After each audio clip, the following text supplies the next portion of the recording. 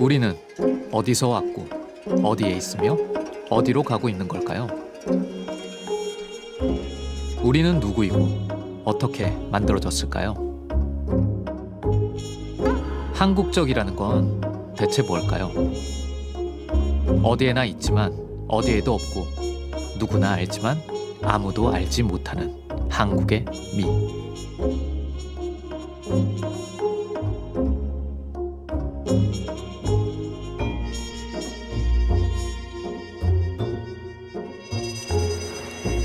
긴 역사 속에 한국인이 한국 사람답게 된 그 무엇, 웃고 살고 그들이 나름대로의 그 삶의 희노애락을 어떻게 형성되었으며 우리 어르신네들은 어떤 생각을 했느냐. 풀리지 않는 논쟁거리였습니다. 한국의 미 하면 어떤 생각이 드나요? 식상하다? 올드하다? 네, 저도 그랬습니다. 그런데 가만 생각해보니 궁금해지더라고요.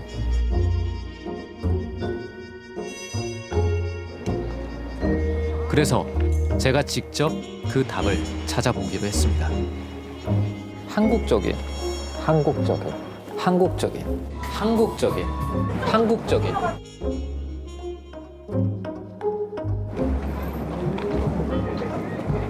한국의 미라는 게 있긴 있나요? 한국의 미라는 건 뭘까요? 아니, 한국은 무엇이고 한국적인 것은 또 뭘까요? 우리는 어떻게 지금의 우리가 되었을까요? 우리는 우리에 대해서 얼마나 알고 있을까요? 한국 사람, 한국적인 거, 한국의 미. 생각해 보신 적 있으신가요?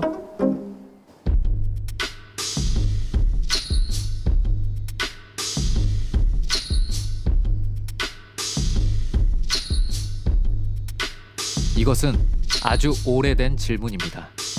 2021년을 살아가는 사람들은 어떻게 대답할까요?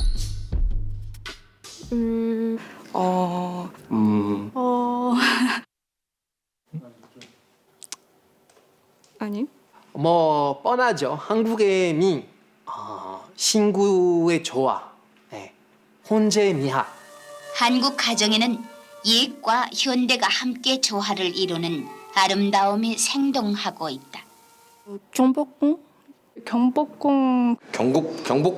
한국미의 특징은 선의 아름다움이라고 하더니 과연 색깔도 없는 나무살과 흰 창호지로 어쩜 저렇게 훌륭한 아름다움을 만들 수 있을까?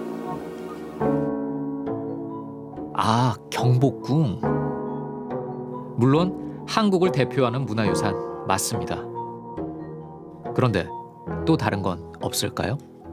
꾸가 나 한국밖에 없어요. 그래서 진짜 제일 좋은 거예요. 자주는 애여서 못하나 조선왕조실록 아리랑 숭례문 훈민정음이요. 팔만대장경이 저는 경주 가는 게 너무 좋아해서 석굴암 불국사 머리가 너무 맑아지고 힘이 많이 나고 난 이곳 경주가 꼭 보고 싶었던 건 아니다. 어렸을 때 수학여행. 어렸을 때 수학여행으로 가봤습니다. 우리 항상 애국가 나올 때 그 중간중간에 그 컷으로 이제 석굴암이 가끔 나오기도 하잖아요. 그럴 때는 정말 커 보였고, 와, 저게 사람이 만들었다고? 아침에 동해에서 해가 뜰 때 바로 그 석굴암 안에 있는 부처님하고 직접적으로 일직선으로다가 이걸 갖다 비친다 그러더라고요. 동짓날 아침에 해가 뜨는 광경이라고 말할 수 있겠습니다. 찬란한 광선이 이 굴 전체를 갖다 비춰주지 않겠습니까? 네.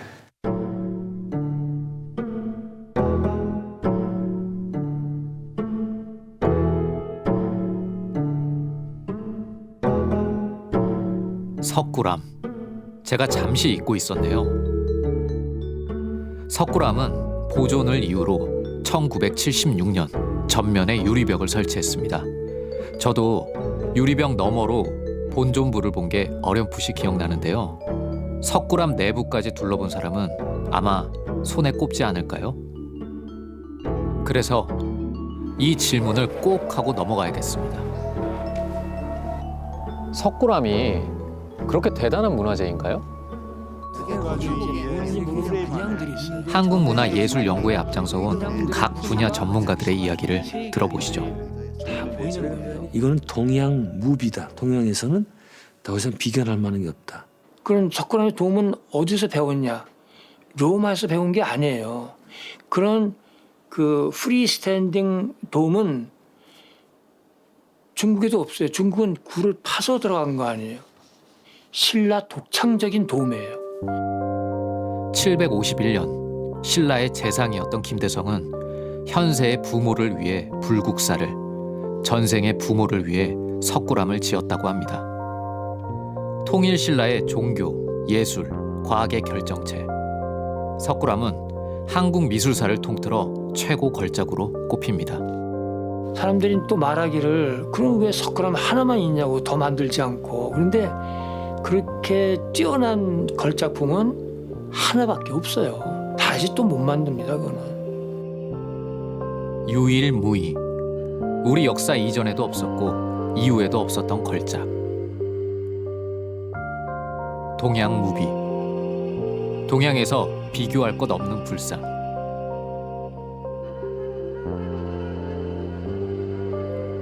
하지만 석굴암은 사람들의 기억 속에서 서서히 잊혀져 갔습니다. 1907년 경주의 한 우편 배달부가 발견한 석굴암의 모습은 지금과는 많이 달랐죠. 석굴암 거의 폐허였다 그래요. 이 묘사에 의하면 기와 지붕을 가설 지붕을 씌워가지고 석굴암을 거의 버티고 있는. 방치되다시피 했던 석굴암. 이 석굴암을 새롭게 발굴하고 의미를 부여한 건 일본인들이었습니다. 신라라고 하는 존재는 일본에겐 굉장히 특별한 존재였고, 일본의 그 해안 시대의 그 문화라고 하는 게 사실은 백제에서부터 더 나아가선 신라의 영향을 엄청 받았고, 이랬기 때문에 그 신라에 대한 관심이 굉장히 많았죠. 일본은 석굴암을 관광지로 만들었습니다. 일본인 사이에선 경주 여행이 유행이었죠. 일본의 신라 열풍, 그 이면엔 다른 의미가 있었습니다.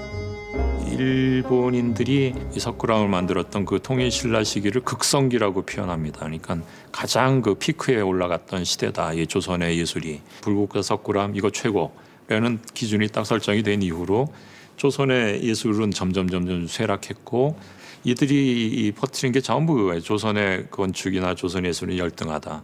조선 사회는 열등하다. 조선 민족성이 나쁘다.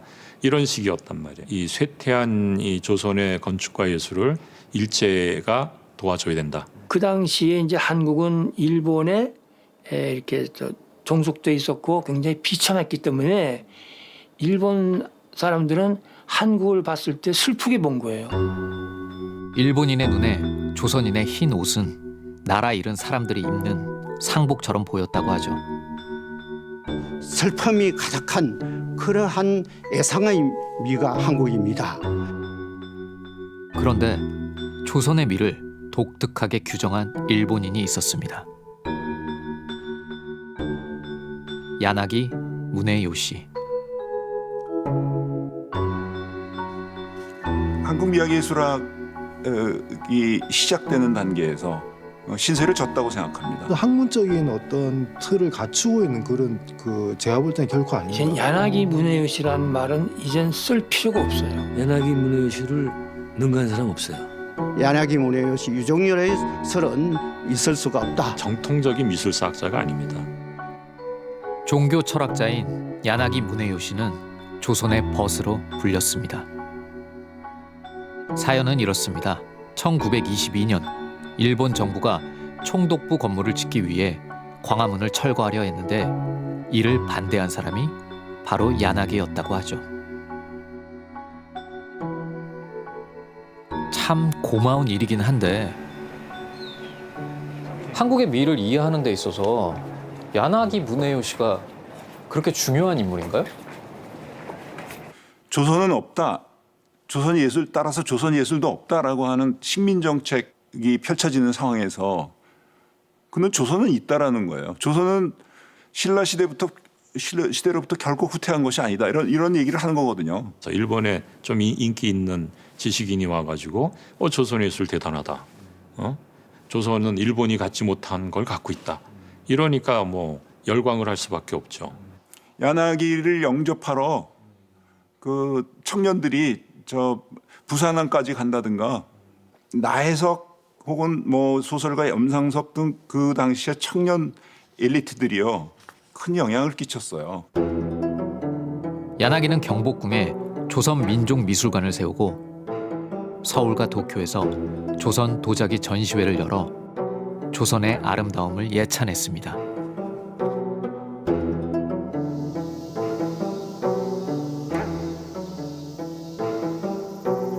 도쿄에 위치한 민예관은 야나기 무네요시가 세운 곳입니다.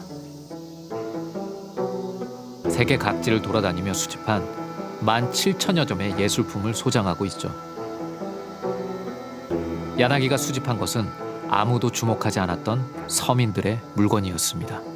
この当時は、日本はもちろんですけども韓国でも、朝鮮時代の試作品品物、に美的価値を認めている人は非常に少なかった時代、まして、今作られているその日用品を美の対象として誰も集めていなかったわけでありますので、ですから、幸いのことに柳井先生は、韓国各地を回る中で、素晴らしい美しい品々をですね数多く、コレクションすることができた。 야나기는 조선 서민들이 즐겨 쓰는 공예품을 수집하기 위해 무려 25년 동안 20차례 넘게 조선을 방문했습니다. それは1914年に、千葉の我孫子に当時柳宗悦が住んでいたと思うんですけど、その時に、当時朝鮮の方に住んでいた美術教師の浅川典孝が、ある壺をですねお土産に柳を訪ねまして、その壺というのが青花秋草門面取壺という、現在も日本民芸館さんにある、壺になりますけど、それを見た時に非常に感動して、そこから朝鮮美術のですね研究というのを本格的に始めていったと考えられます。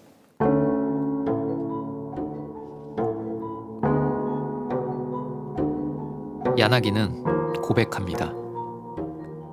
이 차디찬 도자기에서 인간의 따스함과 고귀함 그리고 장엄함을 느꼈다고.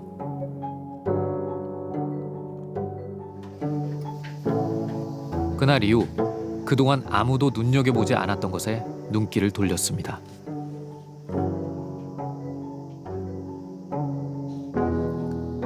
그러자 당시 조선에서 아주 흔히 볼 수 있었던 막사발도 다르게 보이기 시작했습니다. 더 이상 더하거나 뺄 것 없는 최고의 미라고 극찬했습니다. 백성들이 만든 뭐 생활용품 자체가 아름답다. 일반 백성들이 쓰는 막사발 같은 게 대단한 걸로 이제 미학적 그 기조가 바뀐단 말이죠. 그 조선의 그 미네미야말로 정말 최고의 미 중에 하나다. 또 그게 후대 한국 학자들에게 상당한 영향을 미쳤고. 당시까지 조선 백자는 골동품가게에서 쳐주질 않았었죠. 조선 백자가 철학한 것의 결과가 아니라 그것만이 가지고 있는 그 독특한 아름다움이라고 하는 것, 선의미라고 하는 관점에서 읽어내고 그건 하늘이 낳은 것이다. 응? 만들었다기보다 하늘이 낳은 것이다. 이런 언급들을 하거든요. 야나기 무네요시가 이야기한 한국의 미는 선의 아름다움이었습니다. 그리고 이것은 어느새 한국을 대표하는 아름다움으로 자리 잡았습니다. 例えばこんな例えも柳先生しておりましてね、例えば日本と中国と、韓国のその3つの国の文化の違いを、焼き物について言いますとね、例えば、先ほどから言いました韓国の焼き物の魅力はそれはラインの美しさ、線の美だと。で、中国は形の美しさがその特徴だと。そして、日本は何かと、日本は色の世界だと。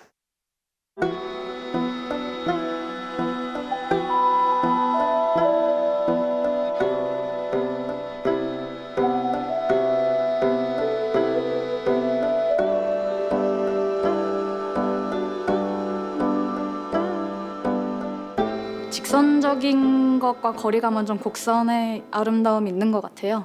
그 기와의 그 선이라든가 버선의 그 코라든가 그 둥근 선. 용마루에서 그 처마 끝까지 이어지는 이 곡선의 아름다움.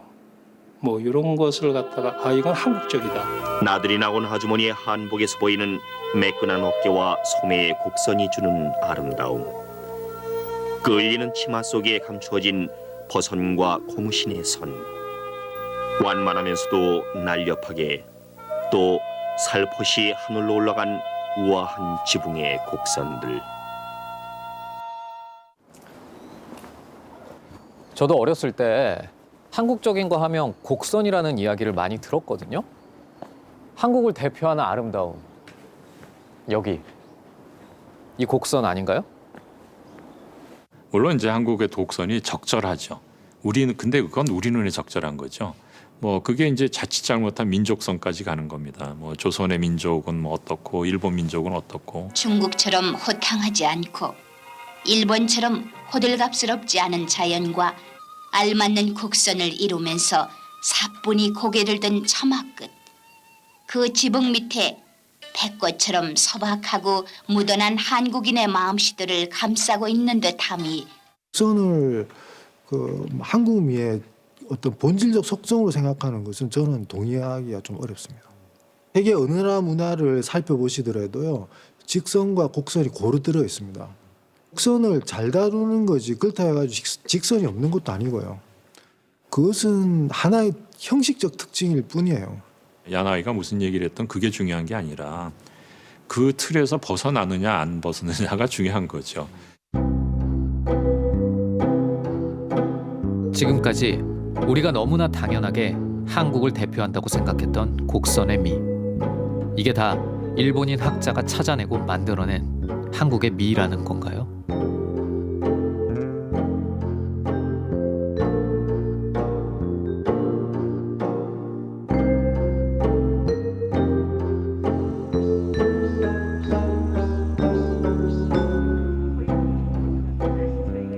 해방 이후 1950년대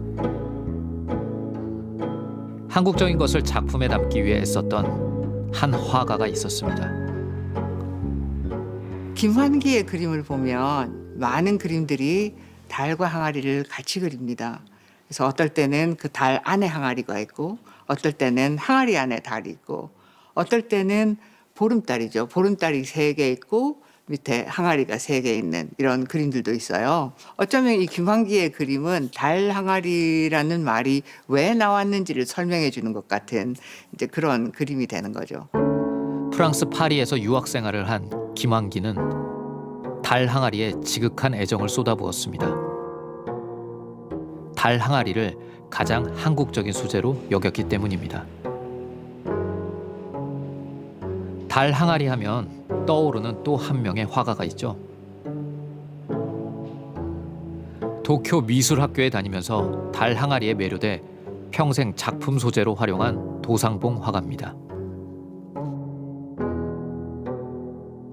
도상봉은 아카데미시즘 작가여서 보이는 것을 굉장히 세밀하게 그려야 됐고 원근법적으로 정확하게 그려야 됐고 그 미술이 가진 어떤 이상도 있었어요. 가장 서양적인 화풍에 가장 한국적인 것을 담으려 했던 화가 도상봉. 서구적인 매체를 쓰고 서구적인 스타일로 그리지만 한국 사람이 그린 한국적인 그림이다라는 걸 도상봉은 너무나 표현하고 싶었고 그게 그 작가에게 중요했던 거죠. 도상봉과 김환기. 두 화가가 추구했던 한국의 미. 당시 예술가들은 왜 이렇게 한국적인 것을 찾으려 애썼을까요? 굉장히 절박했다고 생각해요. 한국은 없다.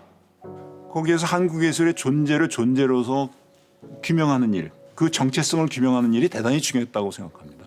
그들이 그 시대를 살면서 내가 한국인으로서 이 땅에 살면서 구현해낼 수 있는 미적 이상이라는 것이 무엇일까에 대해서 끊임없이 새로운 실험을 하고 도전을 했던 사람들인 건 분명한 것 같아요.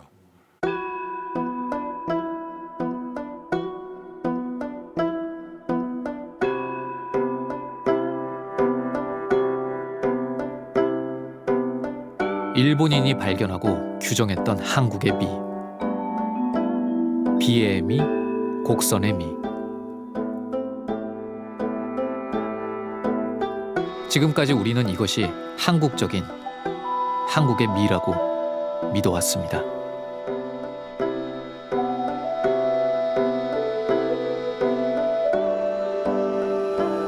아름다운 풍광 속에 멋의 한 자락으로 삼아왔던 날아갈 듯한 지붕섬.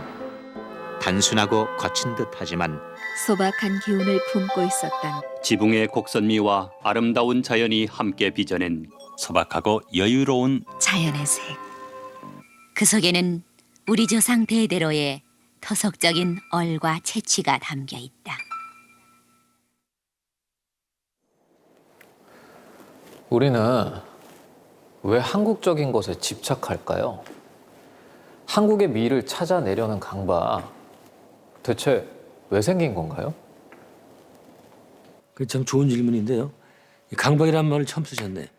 그런 게 분명히 있습니다. 좀 이해 좀 한국은 뭔가 다르다는 거 이런 것만 보여주고 싶은 마음이 있는데 그건 뭔가 하니 그만큼 그 한국 사람들의 주체성, 주체권 이게 침해받았다는 얘기예요. 거기에 대한 반향으로 아니야 우리는 그렇잖아. 우리는 우리께 있어.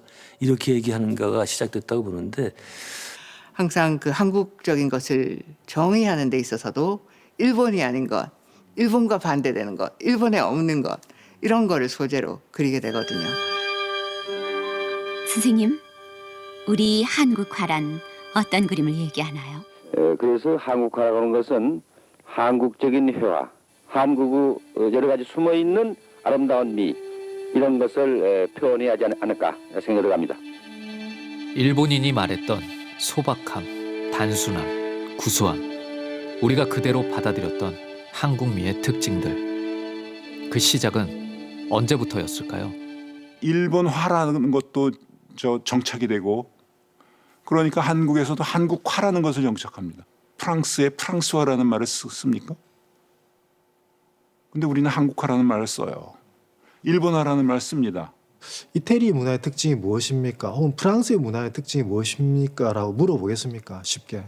구체적으로 뭐 르네상스 문화의 특징이 무엇인가, 로마 문화의 특징이 무엇인가 그렇게 이제 묻게 되는 거죠. 이제 그런 측면에서 보자면은 일본의 접근이나 우리의 접근은 근본적 문제가 있는 거죠. 일본이 언제부터 일본미라는 말을 썼을까를 질문해 보면 그게 1930년대 이후예요. 일본이 제국화되고 전체주의화되고 군국주의화되면서 일본 미학의 개발에 힘을 써요. 1968년 소설 설국으로 일본인 최초로 노벨 문학상을 수상한 가와바타 야스나리. 수상 연설에서 그가 강조한 건 일본미였습니다. 일본인은 자연을 이용하거나 극복할 대상이 아닌 삶의 불가분한 토대로 여기는데 이건 일본이 가진 특유의 사상 때문이라는 것이었습니다. 그 당시에 일본 사람들이 일본의 미학을 규정하는 그 개념어들을 보면은 그중에 소박함이 있어요. 자연스럽다는 것도 있고. 그게 알고 보면은 전부 일본 스타일이라는 거죠.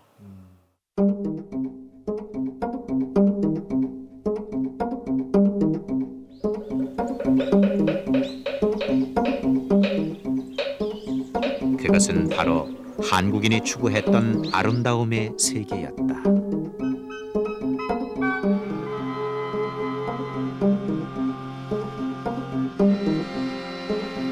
식민지 경험에서 벗어나기 위해 한국적인 것을 찾으려 몸부리친 결과가 지금 우리가 알고 있는 한국의 미라는 얘기인가요? 이쯤에서 정말 궁금해집니다. 한국의 미라는 게 진짜 있긴 있나요?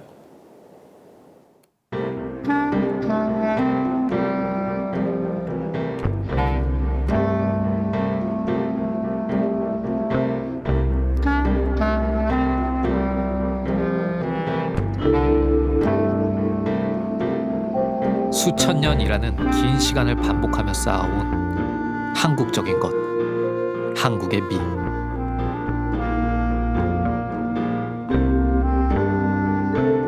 분명 뭔가 있을 것 같긴 한데 어디서 찾아야 하는 걸까요? 그래서 이렇게 접근하는 거예요. 왜 우리는 그 이제 중화문명권이라고 그래가지고 뭐 중국, 한국, 일본이 있는데 왜 한국이 다르냐 이렇게. 중국 문화권이라는 거를 거부할 수는 없죠. 그 안에서 다 벌어지는 것이고 그건 뭐 모든 유럽의 뿌리가 그 그리스라고 하는 것 이거를 거부하는 국가는 없죠. 오히려 그리스의 영향을 많이 받았다는 걸 오히려 자랑스럽게 생각하죠. 근데 그거는 문제가 아니라 그걸 받아들여서 얼만큼 발전시켰느냐, 얼만큼 그 독창성을 가졌느냐 이거를 얘기를 해야지. 그 뿌리가 오리지널리티가 우리한테 있다? 그런 문명은 없습니다. 세계적으로. 예. 그렇다면 같은 문화권에 있는 한국, 중국, 일본, 동아시아의 세 나라를 비교해 보면 한국의 미를 찾을 수 있지 않을까요? 저도 이제 동아시아라는 게 도대체 뭐냐 하는 고민을 우선 많이 했고요. 근데 지금 지구상의 여러 계절풍 중에서도 가장 거대한 그 계절풍은 동아시아에서 부는 그런 계절풍입니다. 세계적으로도 보면은 어디보다도 강수량이 많고요. 강우량이 많기 때문에 이것이 비옥한 조건이 됩니다. 오늘 또 그게 분명히 드러납니다만은 한 곡식 한 알이 낳을 수 있는 그런 생산력의 정도는 이 물이 많은 동아시아 지역이 가장 높거든요. 그래서 이 동아시아의 이 자연적인 공통성의 배경이기도 하고 이학적인 그런 차원과 분명히 연관돼 있지 않나. 동아시아 각국은 동아시아 문명권이라는 공통의 유산을 갖고 있습니다. 그런데 한중일의 문화적 차이는 왜 생긴 걸까요? 서로 다른 역사적 경험 때문일까요? 중국부터 살펴볼까요?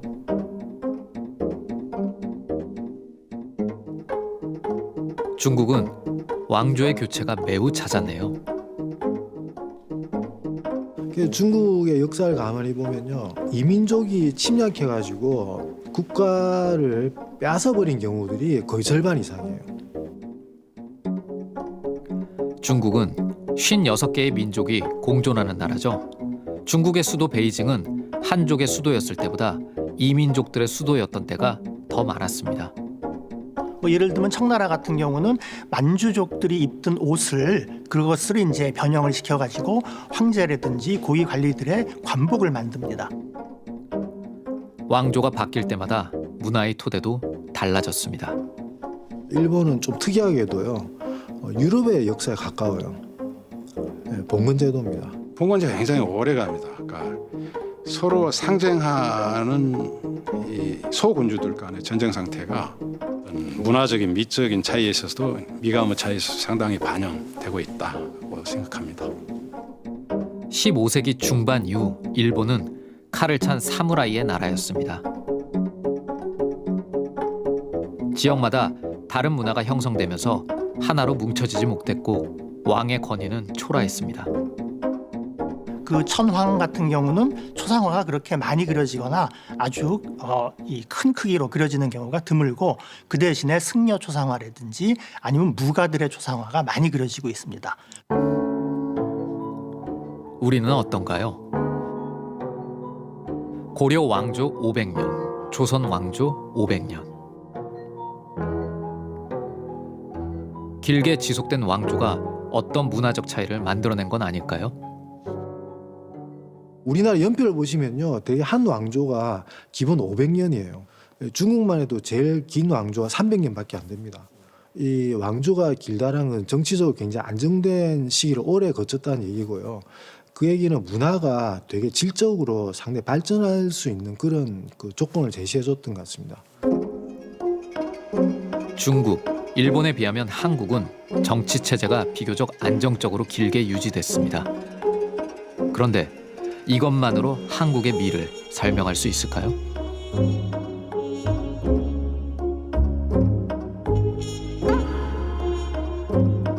사람들의 마음속에 더 깊숙이 자리 잡은 믿음, 미의식을 만들어 온 것. 혹시 이거 아닐까요?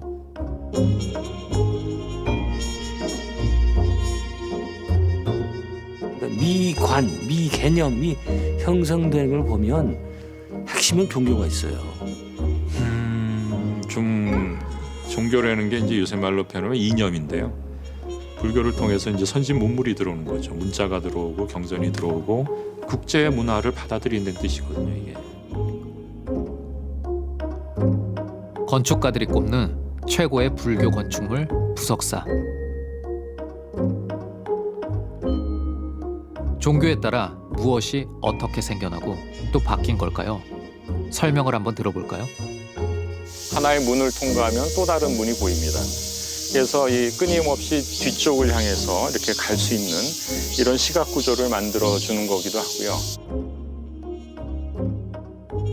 본격적인 이 메인 이 장면이 펼쳐질 텐데 그러기 위해서 이렇게 이제 다 시야를 막습니다. 건물적 장치로 막아놓고서. 경북 영주 부석사에는 우리나라에서 현존하는 가장 오래된 목조 건축물 무량수전이 있습니다.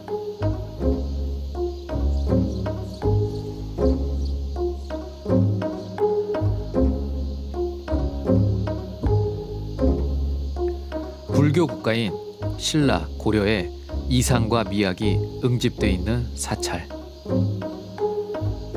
이 건축물은 어떻게 탄생한 걸까요? 불교적 세계관에서 만들어진 건축은 무엇일까? 이 건물 자체가 어떤 신앙의 대상이 되어야 됩니다. 왜냐하면 그 안에 이 법당 안에 이 부처님이 계시기 때문에 고려 시대에는 이 일반인들은 법당 안으로 들어갈 수가 없었어요. 대부분의 이 신도들은 이 야외에서 마당에서 법당을 쳐다보면서 그 안에 있는 부처님을 바라보는 이런 수밖에 없었거든요. 이 부처의 세계라고 하는 게 얼마나 이 장엄한지, 얼마나 믿을만한지, 또 그러면서 신앙심을 갖게 만드는 이런 것이죠. 그러니까 이 예술적으로 얘기하면은 이 불교적 건축은 건물이 하나의 대상물이 된다, 오브제가 된다라는 표현을 쓰면 되겠고요. 바라보고 경외하는 대상으로서의 건축물. 부처님을 만나러 가는 과정에서 보고, 듣고, 느낀 것이 곧 종교적 체험이 되는 것. 이게 바로 불교적 건축이란 거군요.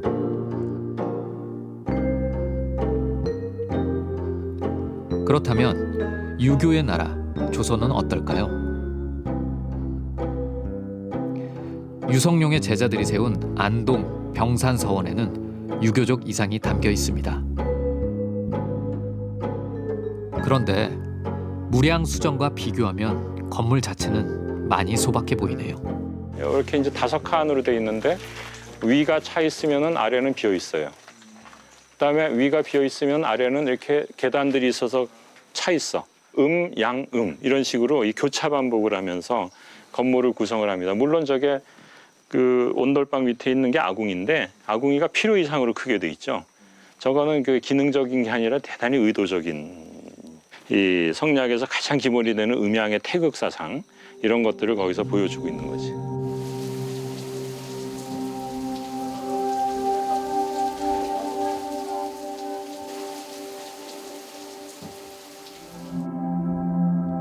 병산서원이 서원 건축의 백미로 꼽히는 이유는 서원을 둘러싼 그림 같은 풍경을 건물 안으로 들여놓은 솜씨 덕분입니다. 만대로를 밖에서 촬영하면 별 의미가 없어요. 굉장히 긴 이상한 건물인데 여기서 이 앞에 병산을 바라보면은 그야말로 이제 병풍이 되는 거죠. 이 프레임을 통해서 보면은 7폭의 병풍이 되는 거죠. 이 성리학이라고 하는 학문 내지는 종교 이 자체가 대단히 관념적입니다. 가시적 세계를 넘어서 어떤 진리의 궁극적인 세계가 있다. 병산서원의 주인은 유생을 가르치는 원장입니다. 그 옛날 원장의 눈에 비친 건 공부하는 유생들만이 아니었죠. 원장 선생이 앉아서 학생들을 지도하는 공간입니다. 이거 말하자면 이 마루가 강의실인 셈이죠.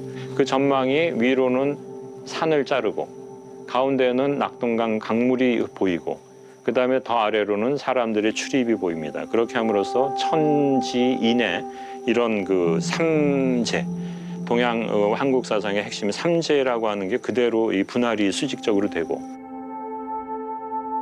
인간과 자연의 조화를 중시하는 유교의 이념은 건축에도 반영됐습니다. 수많은 시행착오 끝에 대자연을 건축적인 요소로 활용했죠. 그 결과가 병산서원입니다. 시선을 사로잡는 아름다움이 아니라 본질과 정신을 담아내는 것. 바로 이것이 조선의 유교적 건축인가 봅니다. 세계의 4대 종교 중에 이슬람을 빼고 우린 다 경험을 한 겁니다. 근데 이런 나라가 별로 드뭅니다. 서구 유럽이야 뭐 기독교에서 바로 자본주의로 넘어왔던 거고 유교와 불교를 거의 공존했던 나라? 글쎄 뭐 중국 정도 예외. 중국은 워낙 이제 큰 덩어리여서 중국 정도. 우리 일본도 그렇진 않습니다. 일본 유교적 전통이 굉장히 약한 나라고 또 기독교는 아예 발도 못 붙였고 하여튼 그래서 우리는 그 역사 경험이 굉장히 알게 모르게 굉장히 축적돼 있는 공동체인 것 같아요. 다양하고 풍성하게 쌓아온 독창적인 아름다움.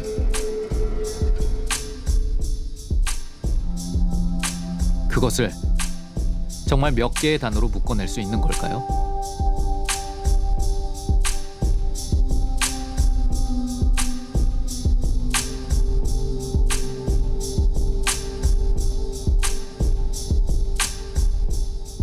한국성, 한국미라는 것들은 시대에 따라 달라지는 거란 말이에요. 그렇죠? 그 제가 하는 얘기가 고구려 시대 때 국내성에 살던 고구려 사람하고 조선 초에 한양에 살던 사람하고 그게 과연 같은 사람이냐, 그게 같은 민족이냐? 저는 아니라고 봐요, 이거는.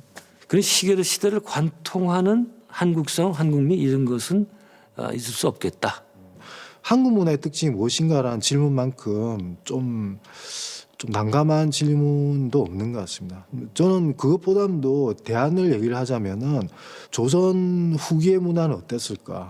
혹은 조선 정기의 문화는 어땠을까? 고려의 문화는 어땠을까? 그런 식의 질문과 그런 식의 이해를 우리가 하는 것이 오히려 더 생산적이지 않겠는가 싶습니다.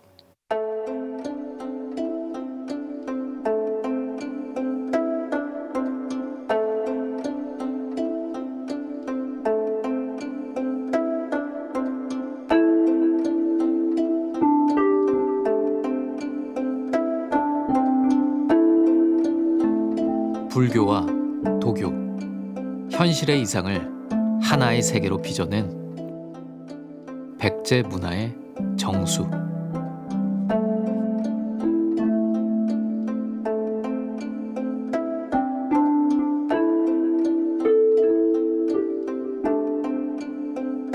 일종의 콜라주 같은 느낌을 자아내. 그냥 형상만 만들어진 게 아니고 이야기가 들어있어요. 그림책처럼.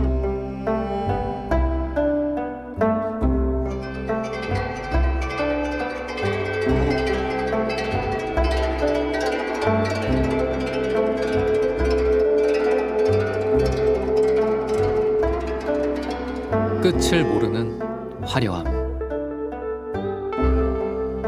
색으로 그려낸 부처의 세계. 고려 불화의 백미.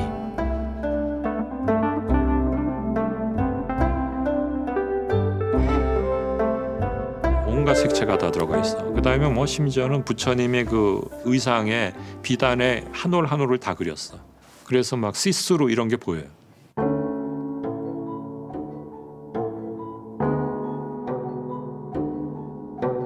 건드리지 않은 자연, 그 자체로서의 형태. 성리학의 이상을 담은 조선 후기의 걸작.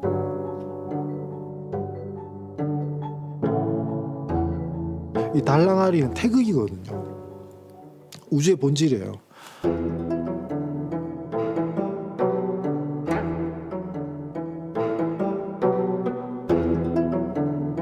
비우고 비워서 채워낸 정신의 세계. 이념과 철학으로 쌓은 조선 왕조의 건축물.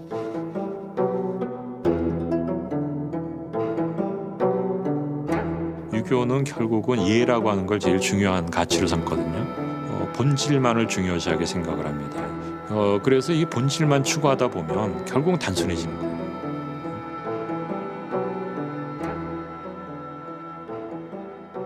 우리가 그렇게 각 시대에 정말 세계 최고의 작품들을 가지고 있잖아요.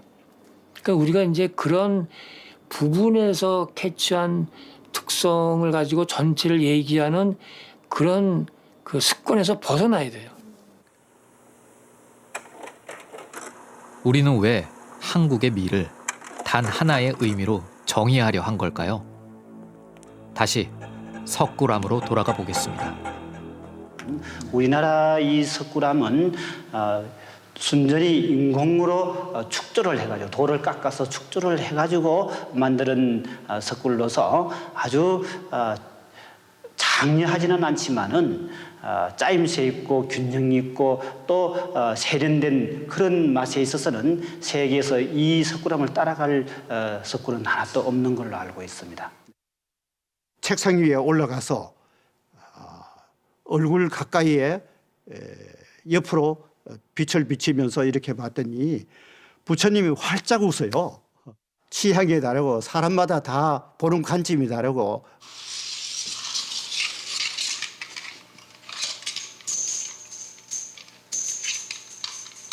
전실의 폭은 6m 45입니다. 6m 45. 좋아요. 과학적으로는 이제 질문이 그거죠. 석굴암이 습기가 안 찼다. 굉장한 이 과학적 성취다. 1000년 넘게 이런 상태를 유지했다니 참으로 놀라운 일입니다. 그다음에 또 하나 신화적인 게 있습니다. 전설적으로 내려오는, 저도 국민학교 때 선생님이 얘기해 줄 때 석굴암에 이제 부처님의 여기 이게 이렇게 가운데 뭐가 있는데 아침에 해가 뜰 때는 거기서 빛이 쫙 나와가지고 이 전체를 밝혔다.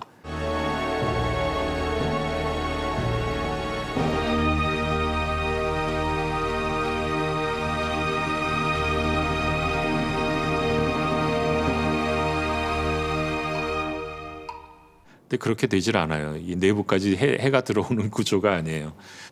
야나기 무네요시나 이런 그 일제 때 이 일본인들이 극찬을 한 바가 있는데 그게 좀 과장돼서 이렇게 전해온, 보지도 않고 증명도 안 된 사실이 됐고, 조명에 따라서 보는 각도에 따라서 본존불상의 변하는 모습을 대하면서 석굴암을 어떤 방법으로든지 더욱 건강하게 오래도록 우리의 문화유산으로 지켜야 하겠다는 우리의 책임을 절감한 취재였습니다. 어떤 때는 우리 민족의 창의성을 보여주기도 하고, 어떤 때는 민족의 정신적 상징이 되기도 하고, 어떤 때는 순수한 종교적 예술품으로 주목받기도 하고, 우리가 무엇을 보고 느끼고 싶은지에 따라 석굴암엔 다른 색이 입혀졌습니다. 제 생각에는 그 한국미라고 하는 거는 현재 한국인이 미래에 투영하고 싶은 그 미학적 태도인 거거든요. 아주 소박한 건물도 한국 건축이지만 대단히 화려한 건축이 없었던 것도 아니기 때문에 그거는 철저하게 지금 그 한국미를 바라보는 현재의 입장을 보여준다고 보는 겁니다. 한국의 미를 쫓는 과정은 우리가 남들과 어떻게 다른지, 우리의 정체성은 무엇인지 끊임없이 질문하고 그 답을 찾아가는 여정이었는지도 모르겠습니다. 그래도 마지막으로 한 번 더 물어보겠습니다. 한국의 미라는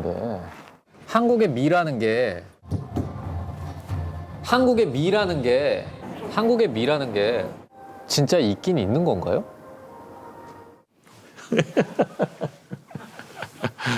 미는 있죠. 미는 미의 기준도 자꾸 변하니까.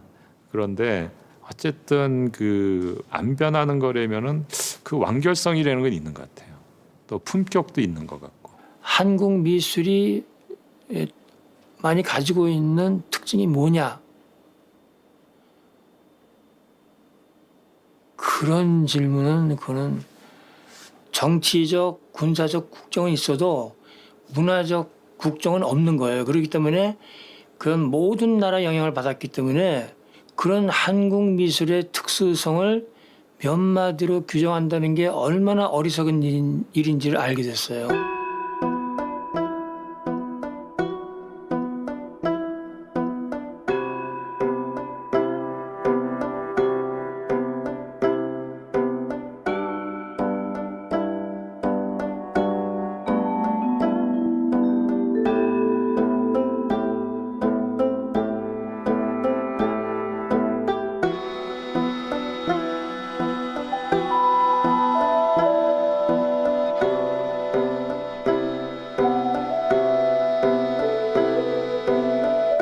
단군 이래 지금까지 펼쳐졌던 역사를 통틀어서 우리는 어떤 본질을 가지고 있는 어떤 오리지널리티를 가지고 있는 민족이다라고 하는 생각은 부적절하다기보다는 위험한 생각이라고 생각합니다.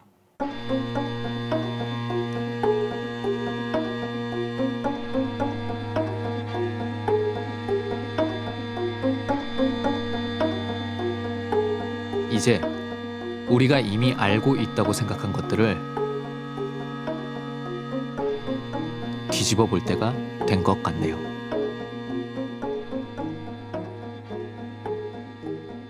제가 보기에는 이제 앞으로 뭐 한국의 미가 어떻다 이렇게 안 따질 거예요. 아마. 그러니까 한국 문화, 한국 사람들이 문화에 대한 자신감을 갖고 또 세계적인 보편성도 갖고 이러면 굳이 뭐 이게 우리 거다 아니다 그렇게 얘기할 필요가 없지 않겠나. 그런데 다행인 것은 기성세대보다는 그 젊은 세대에서는 그런 문제들로부터 굉장히 자유로운 것 같아요. 그러니까 어떻게 생각하면 이런 논의 자체도 정말 꼰대들이나 하는 얘기일 수도 있어요. 뒤통수를 한 대 크게 얻어맞은 기분입니다. KBS 취재팀은 이 프로그램에서 제가 느낀 것은 우리 선조들이 우리가 무엇을 잃어버렸는가를 말해주는 동시에 특징이나 미적 요소는 어디에 있는가? 이런 의미에서 이제부터는 박물관이나 또는 전시 행사를 위해서 있는 것이 아니라 우리 생활을 풍부하게 만드는 그 모든 것입니다.